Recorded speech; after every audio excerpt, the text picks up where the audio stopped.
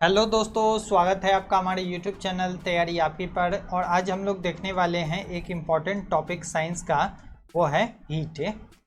Heat जो है वो काफ़ी इम्पॉर्टेंट टॉपिक है और काफ़ी लंबा टॉपिक भी है। तो इसे जो है हम लोग 3 पार्ट में देखेंगे। ये सभी क्वेश्चन जो है वह लूसेंट के सामान्य ज्ञान से लिए गए हैं और आने वाले सभी परीक्षाओं में यह काफ़ी इम्पॉर्टेंट होंगे। हम जो है वह सबसे पहले क्वेश्चन से कॉन्सेप्ट को समझते हैं, यानी कि आपको इन क्वेश्चन से जो है वो कॉन्सेप्ट को भी आप जान पाएंगे अगर आप नहीं जानते हो। अगर जानते हैं तो अच्छी बात है, आप इसका जवाब दें और हमें बताएं कि आपके इनमें से कितने क्वेश्चन जो है वह सही हुए हैं। तो चलिए वीडियो को स्टार्ट करते हैं और देखते हैं इन क्वेश्चन को। हमारा पहला क्वेश्चन है, वस्तु को गर्म करने पर उसके अणुओं में क्या होता है? तो उसके अणुओं में जो है वह उसकी चाल बढ़ जाती है। आप इससे पहले जो है वह अभी पढ़ चुके हैं कि जब गैसीय कणों को जब गर्म किया जाता है तो उनके अणु में चाल बढ़ जाती है, और अणु के चाल बढ़ने के कारण ये क्या होते हैं, आपस में ये टकराने लगते हैं, जिसके कारण ये गर्म हो जाते हैं। तो ये आप बिल्कुल जानते हैं। तो ऑप्शन ए जो है वो इसका राइट आंसर होगा। नेक्स्ट क्वेश्चन है हमारा, किसी वस्तु का ताप किसका सूचक है? तो किसी वस्तु का ताप किसका सूचक होता है? तो वह ताप जो है वह अणुओं के औसत गतिज ऊर्जा का सूचक होता है, क्योंकि अणुओं में जो है वह गति आ जाती है, चाल बढ़ जाती है, गति आ जाती है, तो गतिज ऊर्जा का यह सूचक होता है। नेक्स्ट क्वेश्चन है हमारा, वस्तु का ताप सूचित करता है कि संपर्क करने पर ऊष्मा में क्या होता है? जब किसी वस्तु को आप सपोज कीजिए कि अगर आप कोई गर्म वस्तु है, गर्म वस्तु के पास जो है वह कोई ठंडी वस्तु को रखते हैं या अपनी हाथ को रखते हैं जो कि काफ़ी ठंडा है, आप महसूस करते होंगे कि हमें ठंड के दिनों में जो है वह आप महसूस करते होंगे कि हमें ठंडी के दिनों में जो है वह गर्म चीज़ें काफ़ी अच्छी लगती है, यानी कि हम गर्म चीज़ों को पकड़ करके रहना भी जो है वह काफ़ी बेहतर अच्छा महसूस करते हैं। ऐसा इसलिए होता है क्योंकि गर्म हमारे हाथ जो होते हैं वह काफ़ी ठंडे होते हैं ठंडी के दिनों में, और गर्मी जो है वह हमारे हाथ में ट्रांसफ़र हो जाती है, हमारे हाथ में ट्रांसफ़र हो जाती है। तो ये बताती है कि गर्म यानी कि ऊष्मा जो है, ताप जो है वह कम ताप की ओर जो है वह क्या होती है, प्रवाहित होती है, यानी कि ट्रांसफ़र होती है, और धीरे धीरे जो है उसमें दोनों बैलेंस हो जाता है। ये तब तक होता है जब तक ये दोनों बैलेंस ना हो जाए। अपेक्षाकृत कम ताप की वस्तु, यानी कि हमारा हाथ हुआ या कोई कम ताप की वस्तु हुआ, में उस वस्तु से प्रवाहित होगी। तो ऑप्शन बी जो है वह इसका राइट आंसर होगा। देखते हैं नेक्स्ट क्वेश्चन, किसी वस्तु के ताप में वृद्धि का क्या अर्थ है? किसी वस्तु के ताप में वृद्धि का अर्थ है कि उसकी ऊष्मीय ऊर्जा जो है वह क्या होती है, तो उसकी ऊष्मीय ऊर्जा जो है वह बढ़ जाती है, यानी कि ताप में वृद्धि होगी तो उसकी ऊष्मीय ऊर्जा क्या होगी, उसकी ऊष्मीय ऊर्जा भी बढ़ जाएगी। नेक्स्ट क्वेश्चन है हमारा, जब किसी वस्तु को ठंडा किया जाता है, जब कोई वस्तु जो है वह ठंडी होती है तो उसके अणु में क्या होता है, तो उसके अणु में जो है वह उसकी चाल घट जाती है। आप जब किसी चीज़ को गर्म करते हैं तो उसकी चाल बढ़ जाती है, वहीं ठंडा करने पर जो है वो उसकी चाल क्या होगी, या घट जाएगी। नेक्स्ट क्वेश्चन देखते हैं, ऊष्मा एक प्रकार की ऊर्जा है जिसे कार्य में बदला जा सकता है। तो ऊष्मा क्या है, एक प्रकार की ऊर्जा है जिसे कार्य में हम बदल सकते हैं। इसका प्रत्यक्ष प्रमाण सबसे पहले किसने दिया था? तो इसका प्रत्यक्ष प्रमाण जो है वह सबसे पहले जो है वह रमफोर्ड के द्वारा जो है वह दिया गया था। रमफोर्ड जो है वह एक वैज्ञानिक थे जिनके द्वारा जो है वह बताया गया कि यह कार्य में बदल जाता है। आगे इसके फॉर्मूले के बारे में भी हम लोग जानेंगे, ऊष्मा किसे कहते हैं, और डिटेल में जानेंगे। चलिए बढ़ते हैं नेक्स्ट क्वेश्चन की ओर। किस वैज्ञानिक ने सर्वप्रथम बर्फ के 2 टुकड़ों को आपस में घिसकर पिघला दिया था?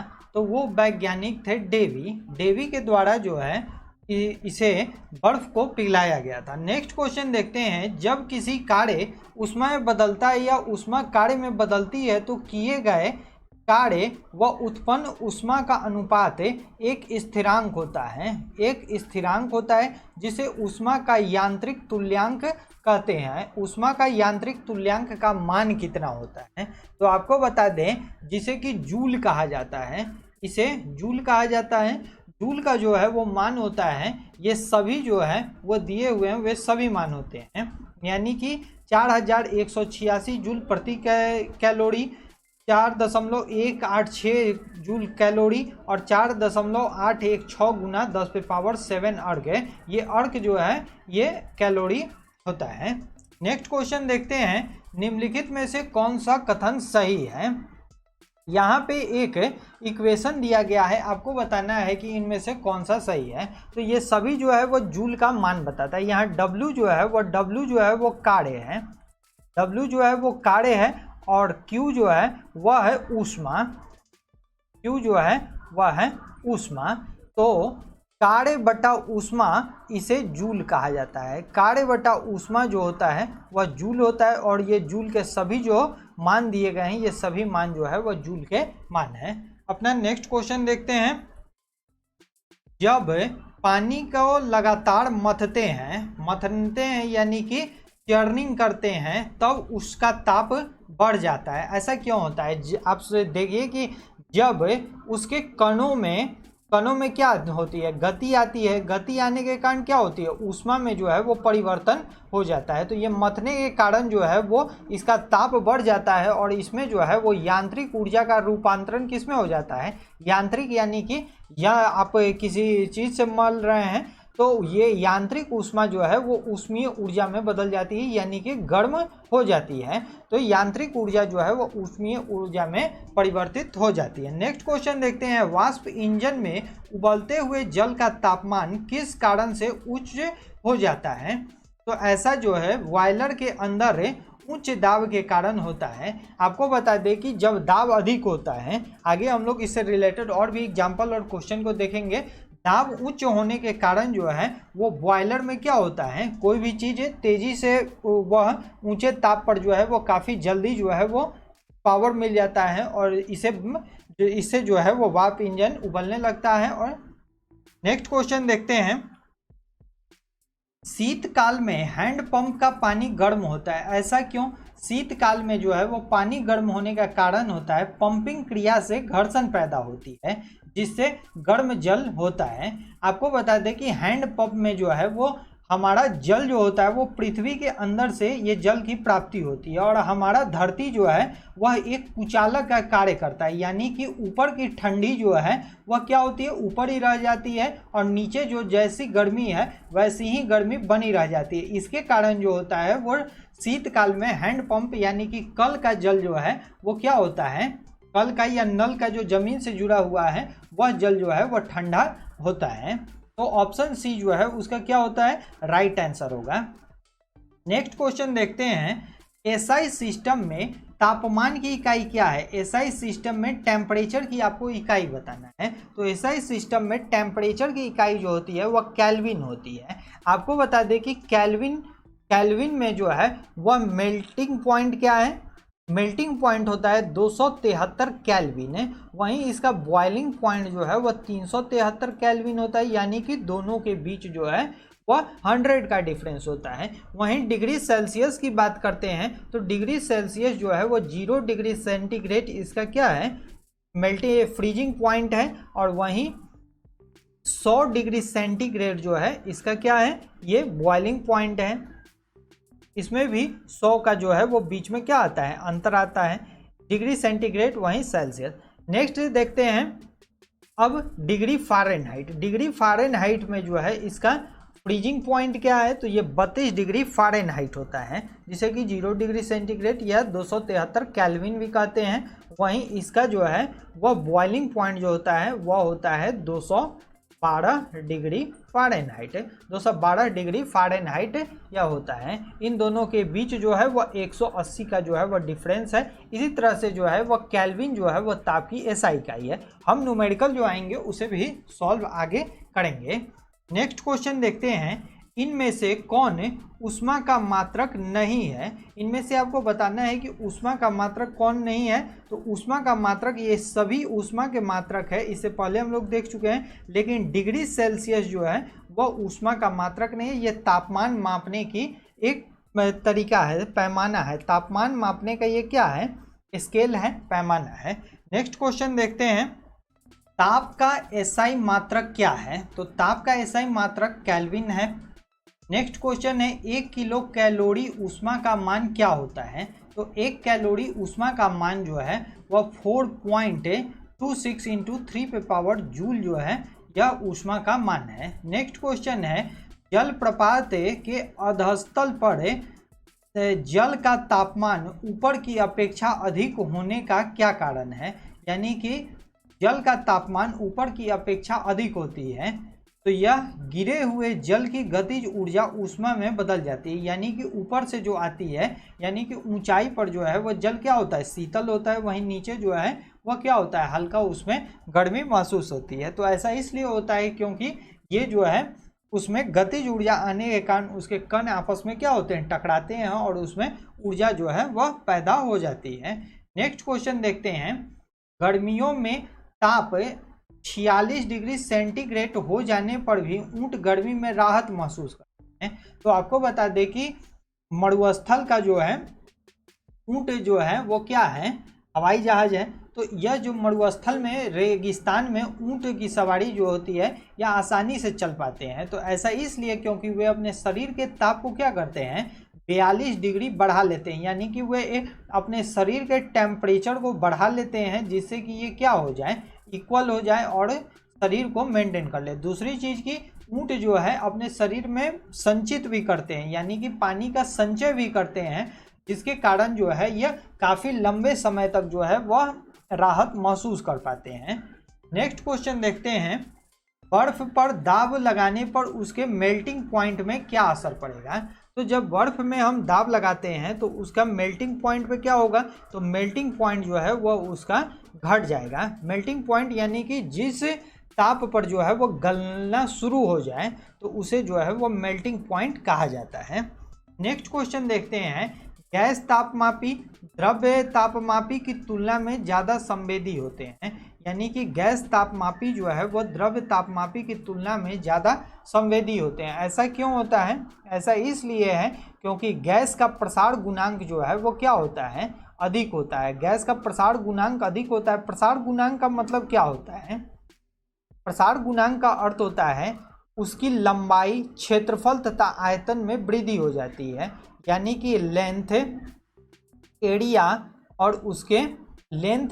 और उसके वॉल्यूम में क्या होती है, इंक्रीज हो जाती है, वृद्धि हो जाती है। इसके कारण जो है वह गैस तापमापी जो है वह बेहतर होते हैं द्रव्य तापमापी से। देखते हैं नेक्स्ट क्वेश्चन, ताप युग्म तापमापी यानी कि थर्मोकपल थर्मामीटर किस सिद्धांत पर कार्य करता है। तो यह सीवेक प्रभाव के सिद्धांत पर कार्य करता है। सीवेक प्रभाव के द्वारा ये खोज की गई थी।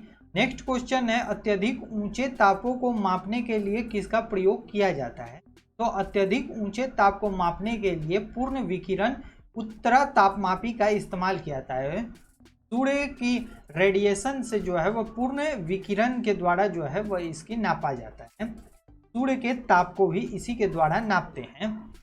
पूर्ण विकिरण यानी कि टोटल रेडिएशन पायरोमीटर किस सिद्धांत पर आधारित है। तो यह सिद्धांत जो है वह स्टीफन के नियम पे आधारित है।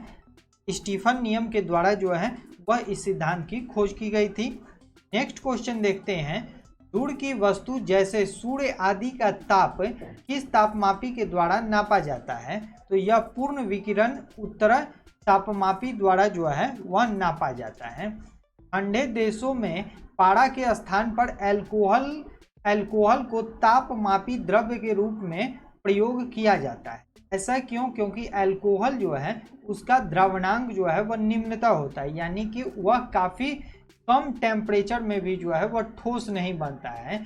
जबकि इसके स्थान पर जो है जो आप पेट्रोल या डीजल होता है तो उसकी जगह पे रेडिएटर में इसका प्रयोग किया जाता है, रेडिएटर में। और जल जो है वो क्या होता है, 0 डिग्री पे जो है वो बर्फ बनने लगता है। लेकिन अल्कोहल का द्रवणांक जो है वो क्या होता है, काफ़ी कम पे जो है वह होता है।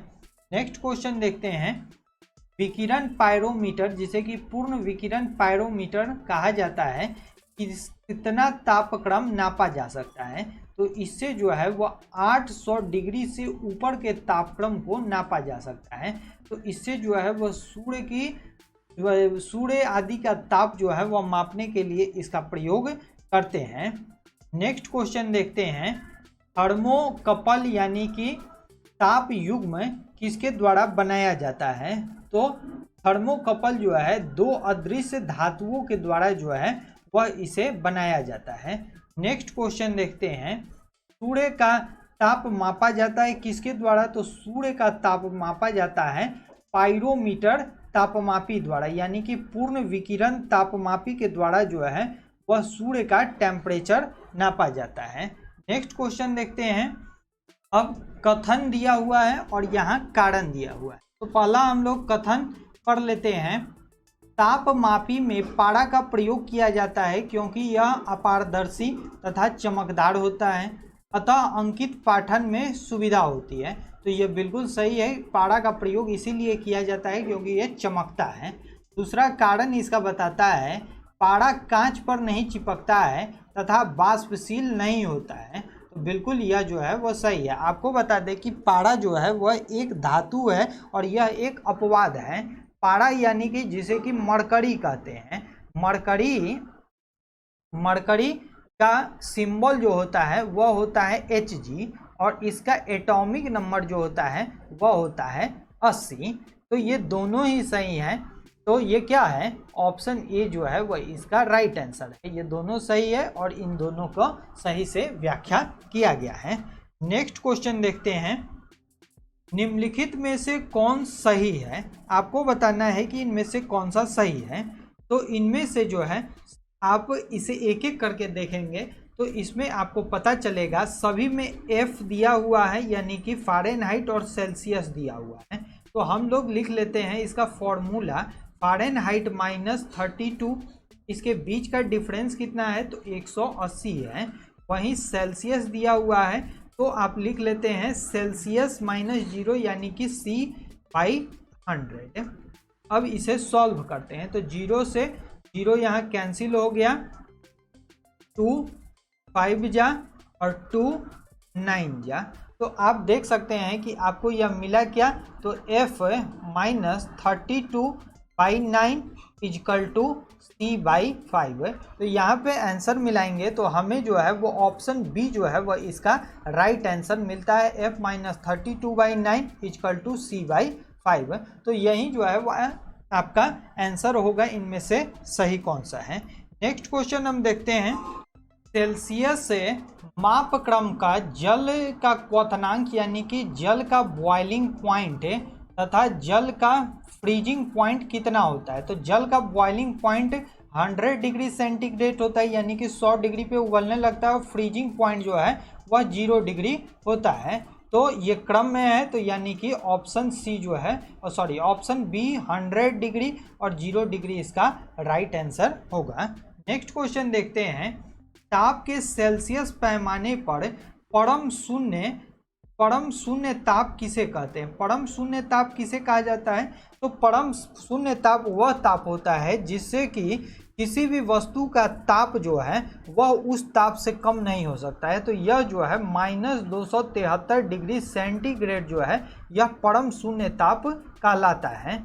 वहीं 273.16 केल्विन यह कहलाता है 0 डिग्री सेंटीग्रेड। 0 डिग्री सेंटीग्रेड कहलाता है। तो ये क्या है?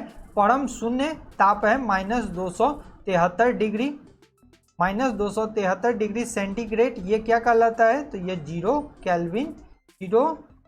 केल्विन कहलाता है। केल्विन के ऊपर जो है वो डिग्री का साइन नहीं लगाते हैं, ये ध्यान रखिएगा। नेक्स्ट क्वेश्चन देखते हैं, केल्विन मान में से मानव शरीर का सामान्य ताप क्या है? आपको बता दें कि सामान्य ताप जो है मानव शरीर का फ़ारेनहाइट में जो है वह 98.4 होता है। इस 98.4 में से 32 माइनस करेंगे क्योंकि यह क्या है? इसका फ्रीजिंग, मतलब यह जो है वह इसका हिमांक है। इसके बाद जो है इस दोनों के बीच का एक फॉर्मूला होता है, वो फॉर्मूला ही हम आपको लिख देते हैं, F -32/180 = इसके बाद इसे बदलना किस में है? तो केल्विन में बदलना है। केल्विन का फॉर्मूला होता है K माइनस 273/100। इसको सॉल्व कीजिएगा, फ़ारेनहाइट का मान जो है 198.4 रख दीजिएगा, केल्विन का आपको प्राप्त होगा, तो यह होगा 310 केल्विन। 310 केल्विन जो है इसका आंसर होगा। नेक्स्ट देखते हैं, कौन सा तापमान सेंटीग्रेड और फ़ारेनहाइट दोनों में समान होते हैं। तो सेंटीग्रेड और फ़ारेनहाइट दोनों में समान होगा, तो यह होता है -40 डिग्री। आप रख के देख सकते हैं, -40 डिग्री रखने पर क्या होता है, एक तरफ जो है वो सेंटीग्रेड का मान रख दिया। अब जैसे देख लीजिए, F minus 32/180 is equal to C/100। अब C के जगह पे -40 रख दीजिए, फ़ारेनहाइट भी आपको -40 आ जाएगा, यानी कि दोनों जो है वह क्या होते हैं, बराबर होते हैं। नेक्स्ट क्वेश्चन देखते हैं, न्यूनतम संभव ताप क्या है। न्यूनतम संभव ताप यानी कि किसी वस्तु की ताप जो है वह उससे कम नहीं हो सकती है, तो -273 डिग्री सेंटीग्रेड होता है, जिसे कि परम शून्य ताप भी जो है वह कहा जाता है। परम शून्य ताप भी इसी को कहते हैं। नेक्स्ट क्वेश्चन देखते हैं, फ़ारेनहाइट स्केल पर किसी वस्तु का ताप जो है 212 डिग्री फ़ारेनहाइट है, सेल्सियस पैमाने पर उस वस्तु का ताप क्या होगा। दोस्तों, हम जो भी आपको न्यूमेरिकल बता रहे हैं वो बस एक हिंट्स है, इसे जो है वो आप सॉल्व करें। जब आप इसे सॉल्व करेंगे तो ही कॉन्सेप्ट क्लियर होगा। देखिए, हम फॉर्मूला देखे थे, F माइनस 32 हमें फ़ारेनहाइट में दिया हुआ है, तो इसलिए हम ये फॉर्मूले को लिख रहे हैं बाई 180 इक्वल टू, और सेल्सियस में हमें बदलना है तो C/100। अब फ़ारेनहाइट के जगह पे इसको हम लोग लिख देंगे, यानी कि 212 माइनस 32/180 इक्वल टू C हमें प्राप्त ही करना है, यानी कि 100। तो हमें इन दोनों का डिफरेंस क्या प्राप्त होगा, तो इन दोनों का डिफरेंस हमें 180 डिग्री प्राप्त होगा, और ये नीचे 180 यानी कि ऊपर का 180 नीचे का 180 कट गया, यानी कि हमें C जो है यानी कि सेल्सियस में 100 डिग्री सेंटीग्रेड जो है वो क्या हुआ, प्राप्त हो गए, यानी कि ऑप्शन सी जो है वो इसका राइट आंसर होगा। ऐसे क्वेश्चन जो है वो एग्जाम में बार बार पूछे जाते हैं, तो बार बार इसका प्रैक्टिस जो है वो कर लीजिए। नेक्स्ट क्वेश्चन देखते हैं, सेल्सियस पैमाने पर 0 डिग्री यानी कि सेल्सियस पैमाने पर 0 डिग्री सेंटीग्रेड फ़ारेनहाइट स्केल पर कितने डिग्री के बराबर होता है। तो आपको एक चीज़ याद होगा कि 0 डिग्री सेंटीग्रेड जो है वो क्या होता है, सेल्सियस का हिमांक होता है, यानी कि फ्रीजिंग पॉइंट होता है, फ्रीजिंग पॉइंट होता है। और फ़ारेनहाइट का फ्रीजिंग पॉइंट कितना होता है, तो ये होता है 32 डिग्री फ़ारेनहाइट है। हम लोग इस पर क्वेश्चन कर चुके हैं, तो 32 डिग्री फ़ारेनहाइट जो है वह इसका हिमांक है, तो यही जो है वो बी ऑप्शन इसका राइट आंसर। नेक्स्ट क्वेश्चन देखते हैं दोस्तों, हम क्वेश्चन को आराम आराम से कर रहे हैं ताकि आप इस चीज़ को समझते चलें, और उम्मीद करते हैं कि आप इसे समझ भी रहे होंगे और आपको पसंद भी आ रहा होगा। नेक्स्ट क्वेश्चन है, मानव शरीर का सामान्य तापक्रम कितना है। तो मानव शरीर का सामान्य तापक्रम 98.4 डिग्री फ़ारेनहाइट है। इसको सेंटीग्रेड के तापक्रम में बदलना है, तो बिल्कुल आसान सी चीज़ें हैं, यानी कि 98.4 माइनस 32/180 इजकल टू क्या, सेल्सियस बाई 100। तो हमें जब मिलेगा तो 36.89 जो है वो इसका आंसर हमें प्राप्त होगा। इसे सॉल्व करके देखिएगा दोस्तों। आप न्यूमेरिकल जो है, अगर किसी न्यूमेरिकल में अगर प्रॉब्लम होती है तो आप हमें कमेंट में ज़रूर बताइए, वहाँ पे हम आपको सॉल्व करके फिर से बता देंगे। हम देखते हैं अपने नेक्स्ट क्वेश्चन को। फ़ारेनहाइट तापक्रम पर सामान्य वायुमंडलीय दाब पर उबलते पानी का ताप क्या होता है। तो आपको मालूम होगा कि सेंटीग्रेड में जो है वह 100 डिग्री सेंटीग्रेड पर जो है वो जल उबलने लगता है, वहीं फ़ारेनहाइट में 212 डिग्री फ़ारेनहाइट पर जो है वह उबलने लगता है। यहाँ जो भी दिया गया है सभी फ़ारेनहाइट है, तो 212 डिग्री जो है वह वायुमंडलीय ताप पे पानी का क्या है, ये बॉइलिंग पॉइंट है। अब यहाँ पे आपको केल्विन की भी मालूम होनी चाहिए, तो केल्विन पे जो है वह 300 73 केल्विन जो है यह वायुमंडलीय दाब पर पानी उबलने लगता है। नेक्स्ट क्वेश्चन देखते हैं, दिल्ली में जल का क्वथनांक 100 डिग्री सेंटीग्रेड है, तो क्वथनांक जो है वह 100 डिग्री सेंटीग्रेड है, तो मसूड़े में जल का तापमान क्या होगा। आपको क्वथनांक यानी कि बॉइलिंग पॉइंट के बारे में जान लीजिए कि जिस ताप पर द्रव्य वाष्प में बदलने लगता है, यानी कि उबलने लगता है, वाष्प में बदलने लगता है, तो उस ताप को जो कहते हैं वह उस द्रव्य का क्या कहते हैं, क्वथनांक कहते हैं। तो ये 100 डिग्री से कम में ही जो है वह मसूड़ी में होता है, क्योंकि मसूड़ी जो है वह दिल्ली से ज़्यादा ऊंचाई है यहाँ पे, इसके कारण ऐसा होने लगेगा। नेक्स्ट क्वेश्चन देखते हैं, एक मनुष्य का तापक्रम 60 डिग्री सेंटीग्रेड है, तो उसका तापक्रम फ़ारेनहाइट में क्या होगा। तो ये बिल्कुल आप सॉल्व कर सकते हैं। आइए कैसे सॉल्व करते हैं इसे देखते हैं। फ़ारेनहाइट -32 ये बाई 180 कल टू C बाई 100, ये हमारा फॉर्मूला होता है। अब आपको फॉर्मूले में जो है ये मालूम है क्या, तो मालूम है सेंटीग्रेड।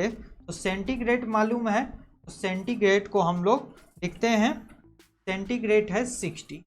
अब जीरो से यहाँ जीरो कैंसिल, इस जीरो से ये एक और जीरो कैंसिल।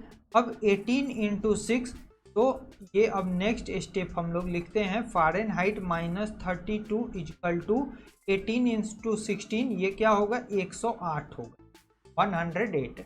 और ये माइनस है तो इस साइड आकर के क्या हो जाएगा, प्लस हो जाएगा, यानी कि फ़ारेनहाइट = में प्लस हम लोग करेंगे 32 को, तो क्या होगा, तो 40 जो है हमें मिल जाएगा। ऑप्शन ए जो है वह इसका राइट आंसर होगा। उम्मीद करते हैं कि आप लोग इसे समझ गए होंगे बेहतर ढंग से, क्योंकि ये जो है वह काफ़ी इम्पॉर्टेंट है और एग्ज़ाम में जो है वो डायरेक्ट इसे क्वेश्चन पूछे जाते हैं। अगर अभी भी आपको दिक्कत हो रहा है तो आप हमें कमेंट में ज़रूर बताइए। नेक्स्ट क्वेश्चन देखते हैं, किसी मनुष्य के शरीर का सामान्य तापक्रम क्या होता है। तो किसी मनुष्य के शरीर का सामान्य तापक्रम जो है वह 98 डिग्री फ़ारेनहाइट जो है उसका सामान्य तापक्रम होता है। नेक्स्ट क्वेश्चन देखते हैं, तप्त जल के थैलों पर जल का प्रयोग किया जाता है, ऐसा क्यों। ऐसा इसलिए किया जाता है क्योंकि इसकी विशिष्ट ऊष्मा क्या होती है, अधिक होती है। विशिष्ट ऊष्मा जो है वह अधिक होने के कारण जो है वह इस पे प्रयोग किया जाता है। अब जानते हैं विशिष्ट ऊष्मा कहते किसे। किसी पदार्थ को विशिष्ट ऊष्मा की वह मात्रा है जो उस पदार्थ के एकांक द्रव्यमान में एकांक ताप वृद्धि उत्पन्न करते हैं, यानी कि एकांक द्रव्यमान में एकांक ताप वृद्धि, यानी कि यूनिट में जो है यूनिट ताप बढ़े, तो उसे ही जो है वो विशिष्ट ऊष्मा कहा जाता है, यानी कि स्पेसिफिक हीट कहा जाता है। स्पेसिफिक हीट यानी कि खास तरह का हीट, यानी कि स्पेसिफिक है। ये अलग अलग पदार्थों में क्या होती है, अलग अलग होती है। इसकी ऐसा इकाई जो है वह क्या होती है, जूल प्रति किलोग्राम जो है वह इसकी ऐसा इकाई होती है, जूल प्रति केजी जो है वह इसकी इकाई होती है। जूल प्रति केजी केल्विन यह इसकी इकाई है। कुछ वस्तु है जिसके आपको जानना चाहिए विशिष्ट ऊष्मा क्या होती है। जैसे बर्फ का जो है, बर्फ का 2100 केल्विन है, वहीं पारा की गुप्त ऊष्मा जो है विशिष्ट ऊष्मा जो है पारा की 140 है, वहीं लेड 130 है। तो ये सभी जो है वो लूसेंट के बुक में जो है वो दिए गए हैं। हम बढ़ते हैं अपने नेक्स्ट क्वेश्चन की ओर। धातु की चायदानियों में लकड़ी के हैंडल क्यों लगाए जाते हैं। ऐसा इसलिए किया जाता है क्योंकि लकड़ी ऊष्मा का क्या होता है, कुचालक होता है, हीट को जो है वह गुजरने नहीं देता है। नेक्स्ट क्वेश्चन देखते हैं, जब गर्म पानी की मोटे कांच के ग्लास के ऊपर छिड़का जाता है तो वह टूट जाता है। ऐसा क्यों होता है। ऐसा इसलिए होता है क्योंकि अचानक ही ग्लास में जो है वो क्या होती है, ऊष्मा विस्तारित हो जाती है। अचानक ही ग्लास जो है वो विस्तारित हो जाती है, या अगर कोई गर्म चीज को डालते हैं तो कभी कभी अगर थोड़ा सा अगर कुछ रहता है तो ये क्रैक कर जाता है, तो इसके कारण जो है वह ग्लास में ऊष्मा का विस्तारण ही होता है। नेक्स्ट क्वेश्चन देखते हैं, पानी का घनत्व किस ताप पर अधिकतम होता है? आपको बताना है कि अधिकतम होता है अधिक होता है, तो आपको बता दें कि 4 डिग्री सेंटीग्रेड पर ऐसा होता है। आपको मालूम होना चाहिए कि जब किसी पानी को हम लोग गर्म करते हैं, जब पानी को गर्म करते हैं तो यह 0 डिग्री से लेकर के 4 डिग्री सेंटीग्रेड तक क्या होती है, बढ़ती है, इंक्रीज होती है, और 4 डिग्री के बाद जो है वह धीरे धीरे जो है वह कमी होती है। इसका क्या होता है, घनत्व जो है वह घटने लगता है। ठीक है, तो घनत्व पहले बढ़ता है फिर उसके बाद जो है वह घटने लगता है, तो यही जो है वह 4 डिग्री पे यह सबसे अधिक होता है। नेक्स्ट क्वेश्चन देखते हैं, जब बर्फ को 0 डिग्री सेंटीग्रेड से 10 डिग्री तक गर्म किया जाता है तो जल के आयतन पे क्या प्रभाव पड़ता है? इससे पहले हम लोग घनत्व पे देख चुके थे, अब आयतन पे क्या होगा? तो आपको बता दें कि आयतन जो है वो घनत्व का उल्टा होता है, यानी कि पहले जो है यह कम होता है और उसके बाद जो है वो क्या होगा, उसके बाद यह बढ़ेगा, यानी कि 0 डिग्री से लेकर के 4 डिग्री सेंटीग्रेड तक जो है यह आयतन कम होता है, वहीं 4 डिग्री के बाद जो है आयतन क्या होगा, बढ़ेगा। वहीं 0 से 4 डिग्री पे इसका घनत्व जो है वो बढ़ता है, इसलिए 4 डिग्री पे सबसे अधिक घनत्व होता है, और वहीं 4 डिग्री से आगे जो है इसका घनत्व जो है वो कम होते हैं। नेक्स्ट क्वेश्चन देखते हैं, यदि जल को 10 डिग्री सेंटीग्रेड से 0 डिग्री करते हैं, अब ऊपर से नीचे की ओर लाना है, तब ठंडा किया जाता है तो क्या होगा? तो जल का आयतन जो है वो 4 डिग्री पे क्या होगा, कम होगा। घनत्व तो जो अधिक होता है लेकिन इसका जो है वो कम होता है, और उसके बाद जो है यह बढ़ेगा, तो ऑप्शन ए जो है वह इसका राइट आंसर होगा। नेक्स्ट क्वेश्चन देखते हैं, साइकिल के ट्यूब अधिकांशतः गर्मियों में क्यों फटते हैं? ऐसा इसलिए होता है क्योंकि जब एयर में जो है वह ऊष्मा को प्रवाहित किया जाता है, ऊष्मा आता है, गर्मी आता है, घर्षण आता है, तो इसके बाद क्या होता है, इसके मॉलिक्यूल जो है वो आपस में टकराने लगते हैं, और इस पे क्या होता है, दबाव जो है वो बढ़ जाता है, इसके कारण जो है वह ट्यूब जो है वो क्या होते हैं, फट जाते हैं। नेक्स्ट क्वेश्चन देखते हैं, शीशे की छड़ जब भाप में रखी जाती है, शीशे की एक छड़ को जब भाप में रखते हैं तो क्या होता है, इसकी लंबाई बढ़ जाती है, क्योंकि यहाँ पे भाप अगर आता है तो इसकी लंबाई उस दिशा में बढ़ जाती है, परंतु इसकी चौड़ाई क्या होती है, इसकी चौड़ाई पे कोई भी प्रकार का प्रभाव नहीं पड़ता, यानी कि यह जो है वो अव्यवस्थित रहती है। नेक्स्ट क्वेश्चन देखते हैं, लोलक घड़ियाँ गर्मियों में सुस्त हो जाती हैं। लोलक घड़ी यानी कि जिनमें जो है वह दोलन के लिए जो है वह नीचे लगी हुई होती है, ये घड़ियां गर्मी में सुस्त क्यों हो जाती हैं? आपको मालूम होनी चाहिए आपको कि गर्मी में जो है वह किसी भी चीज़ का क्या होता है, फैलाव होता है, वहीं ठंडी में जो है वह किसी भी चीज़ का सिकुड़न होता है, यानी कि सिकुड़ती है। तो लोलक की लंबाई जो है वो क्या हो जाएगी, बढ़ जाएगी, जिसके कारण इकाई दोलन में समय जो है वो क्या लगेगा, इकाई दोलन में लगा हुआ समय जो है वह भी बढ़ जाएगा, इसके कारण जो है ये सुस्त हो जाती है। नेक्स्ट क्वेश्चन देखते हैं, एक धातु की ठोस गेंद के अंदर कोटर है, कोटर का मतलब होता है एक छेद।